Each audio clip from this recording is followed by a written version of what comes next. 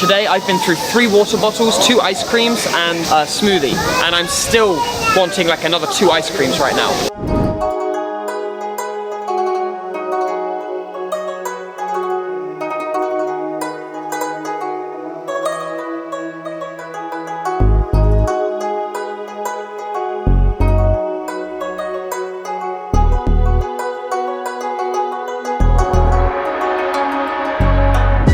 After enjoying some simple but delicious cinnamon toast and a fresh banana milkshake at a local friendly Japanese grandma's cafe, my first stop of the day was the Imperial Palace in Kyoto.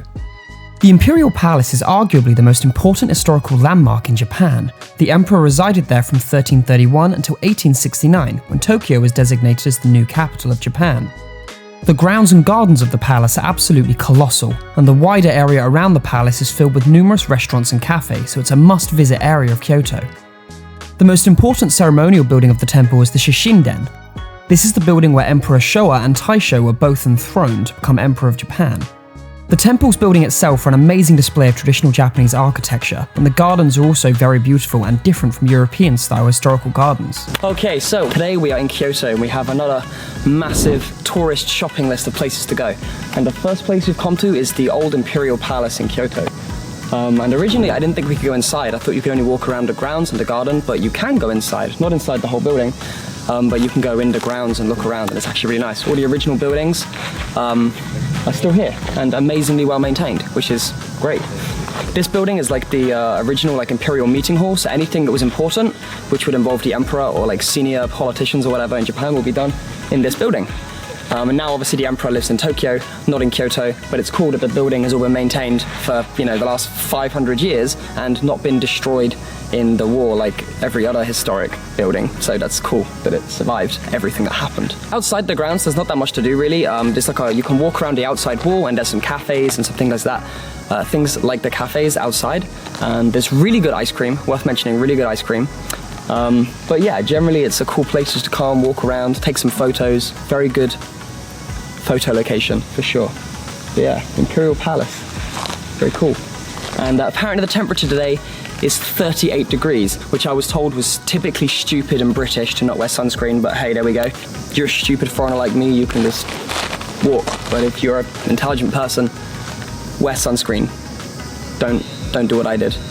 It's not good. After finishing at the Imperial Palace, it was time to go and see some temples. Unfortunately, I got a little bit lost and ended up finding the original Imperial Railroad instead. Okay, so we are just walking around. We're on our way to Nanzenji Temple, which is another temple we want to see in Kyoto. And I was just walking down the road and I thought this was cool enough to mention, but these are like the old Imperial Japanese railway tracks. This is what like the emperor would use to move the modernized army when the soldiers had guns instead of samurai. In the 1800s, I think, the 1800s, the emperor basically had a war against the samurai clans. So the emperor was trying to take over control of Japan when before it was the shogun. So all the samurai were fighting against the emperor. And when the emperor modernized the army and they had guns, this is how they moved around on the train tracks, so they can move all around the country very easily. Also, it's kind of cool because there's an old cargo train over there, and they have a boat which is like a historic boat, which was a transport boat they used on Lake Biwa to take like food and stuff between the cities back when train travel wasn't really as much of a thing. So it's kind of cool they just left this old boat here, just people to see as they're walking by. And there's a couple of pretty Japanese girls wearing kimono doing a photo shoot. So apparently this railway track's a pretty scenic place for people to do photo shoots as well. So yeah, good walk. Nanzenji Temple was originally built by Emperor Kameyama in 1291, but the current buildings were built in 1909 after being destroyed in a fire in 1895. The temple has been rebuilt a total of 5 times after various fires over the centuries. The temple itself was one of the most beautiful temples that I've seen. The grounds and surrounding historical train tracks are lined with cherry blossoms, and the layout of the temple is generally very scenic, making them another popular photo shooting location. Nanzenji Temple is also notable for having one of the oldest and largest aqueducts in Japan, which is also popular among tourists and definitely worth a visit. Okay, so we have recovered from our dying of heat and we're now in the shade of Nanzenji. Nanzenji. Damn it. What? Nanzenji. Nanzenji. We have recovered from the sweltering heat outside and we found the shady shelter in Nanzenji. Nanzenji. Nanzenji, oh merde. Okay, one more time. So we're now at Nanzenji Temple, which is a pretty big temple, like lots and lots of space, like everything's very spread out. There are lots of very nice traditional buildings, but the main thing everybody has come here to see is this aqueduct. Apparently this aqueduct was built in the 1800s and it was the first big one in Japan.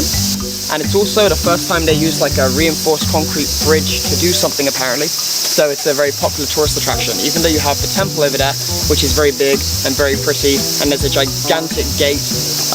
Everybody is just coming here to take selfies with the aqueduct, which I just thought was part of the train track from before, but it's not. It's an aqueduct. Unless you speak fluent Japanese, or unless you use Google Translate on your phone, you would not know that this was an aqueduct unless some idiot on YouTube told you so. So yeah. Yeah, where are we going next? Kiyomizudera. Kiyomizudera. Ah, next stop. Kiyomizud water bottle. Kiyomizud water bottle. After my third ice cream of the day, we headed for Kiyomizudera Temple, the most famous temple I visited on my trip to Japan. After visiting Miyajima and the famous torii gate in the waters of Itsukushima, Kiyomizudera was definitely the second biggest tourist hotspot that I've visited in Japan. Built in the year 778, it's one of the oldest temples in Japan, though the current buildings were built in 1633. As a thriving tourist hotspot, the walk up to the temple was absolutely packed, full of shopping opportunities, restaurants, cafes, foreigners, and the sound of iPhone shutter releases. Okay, so next stop, we are currently at Kiyomizudera Temple, which is a very, very large temple on the outskirts of Kyoto City, and it's probably the most popular tourist temple in Japan. Like, there's more tourists here than anywhere else I've been so far in any of the temples we've been to or other places we've been to. There are many, many, many, many tourists, many, many, many, many iPhone cameras, and yeah, definitely this is more of a tourism temple. And it's really windy, so it's a great thing I have a windshield over there. There is quite a hike to get up here. There's a long street full of shops, and there's loads of souvenirs, a billion places to buy ice creams and smoothies because it's so hot during the summer, and there's lots of shopping stuff if you're into that touristy stuff. You can also tell that this place is really, really, really hot because literally as you're going around the temple, there are like like water sprays coming off of like bits of the building, and they're like spraying water into the crowd, so you're like getting the refreshing mist because it's so hot. Honestly, like today I've been through 3 water bottles, 2 ice creams, and a smoothie, and I'm still wanting like another 2 ice creams right now. So it's just stupidly hot. Actually, I get a similar vibe here at Kiyomizudera as I get in Korea. There's a temple in Yesan, very rural, but it's a famous tourist spot. So they have lots of shops and restaurants at the bottom, and you have to walk up to the temple and go through the shopping area. And this is very much the same. You have to hike through the tourism to get to the temple. But yes, it's a very pretty sight. There's a famous saying here. They say, if you jump off of the edge of the stage right here that we're on, if you jump off the edge over the banister, then you will either have your wish fulfilled and be great, or you will die and become enlightened. Yeah, good fun. Come to Kiyomizudera, jump off the edge, and maybe you'll make a newspaper. Crazy gaijin jumps off Kiyomizudera. Just come over here and head on over the banner and die. Shit. If you've had enough of temples and tourists and you'd rather explore somewhere a bit more quiet and out of the way, why not visit Kyoto's Monster Street? As the legend goes, thousands of years ago, the yokai, or monsters, got tired of the humans and decided to invade the most northern street of the capital of Kyoto. Today, it's known as Yokai Street, and you can spot monsters dotted around the street, with many shop owners also building their own. When I visited on a quiet Wednesday morning, it was absolutely dead quiet, with no other humans in sight, and many shops seemed abandoned. However, in September or October, they apparently have a huge monster-themed yokai parade where hundreds of people dress up as monsters. And on weekends, there's a monster-themed flea market where you can pick up various monster-themed goods. The third and final busy tourist hotspot I visited in Japan was the Arashiyama district of Kyoto. The district is a hugely popular tourist hotspot with the famous Togetsukyo Bridge and the bamboo forest you'll always see on Instagram. There are also numerous temples in the area and a famous monkey park. The Arashiyama bamboo forest is another of the most popular and iconic tourist sites in Japan. The forest has several pathways for tourists to walk through, and if you're lucky, you'll even see the occasional slave labourer carrying tourists around on a cart like a horse, which was interesting to see. Togetsukyo. Togetsukyo. Togetsukyo. Togetsukyo. Togetsukyo Bridge. I'm terrible at Japanese names. Anyway, the bridge is over 1,000 years old, so it's very, very famous. And let's get a shot of these people walking. Crap, turn the camera. Good shot. Needs to be done. So this bridge is called Togetsukyo Bridge, and it's a very popular tourist attraction, but it's a very pretty sight, just standing on a bridge and looking at the river, seeing the boats go down, and it's really cool because of all the water. It's not so hot as like other places, the water keeps it a lot cooler. Togetsukyo Bridge itself is over 1,000 years old, and apparently it was named by an emperor, and it's supposed to mean moon crossing, I think. So yeah, cool name, very old, very pretty, and there's many people walking around with these cool carts, and you can like get pulled along in a cart by a human because that's something you might like to do. And it's also very close to a bunch of different temples, and also the famous bamboo forest, which is where we're going to go next. So yeah, let's go see that.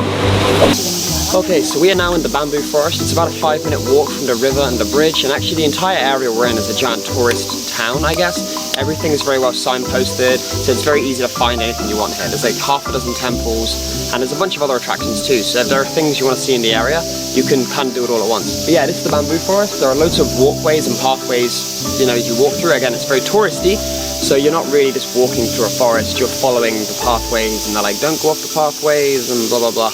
But the thing I thought was so weird is when you like touch the bamboo, I never really realized, it's like a tree. You thought it feels like a plant, but it's not. It's really, really, really solid, like a table or something. Right, it's getting pretty late and I'm pretty hungry, and I think that's probably all I'll be doing in Kyoto for today. But yeah, let's go see if we can find some food. Bamboo forest. Later in the evening, we met back up with Chiharu and Isaac to go to a traditional Japanese izakaya, which was an absolutely incredible experience you must try when visiting Kyoto. We got to scrape fresh tuna from the bones of the fish using seashells, ate the most delicious sashimi I've ever tasted, and enjoyed a variety of other delicious and bizarre traditional izakaya food. I also got to try Japanese sake for the first time. This is what you wanted. First time having sake. Is it strong? No. Not strong. Are you lying? Maybe.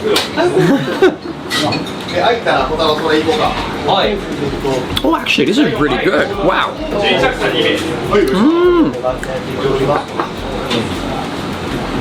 The flavour is definitely much, much better than soju. You don't need to mix this, but soju you need to mix soju a lot. You can't just drink soju. Yeah, not bad. Pretty good. I like that. I see why people go crazy over the sake. It's very good. So, a million drinks later, whose idea was this? It's her idea.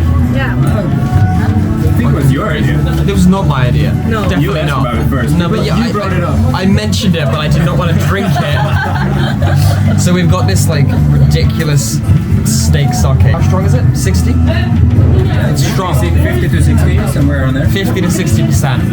And Mayu has insisted that I drink it. I'm probably gonna die. Oh my god. Do I really want to do this? Cheers. Don't die. Oh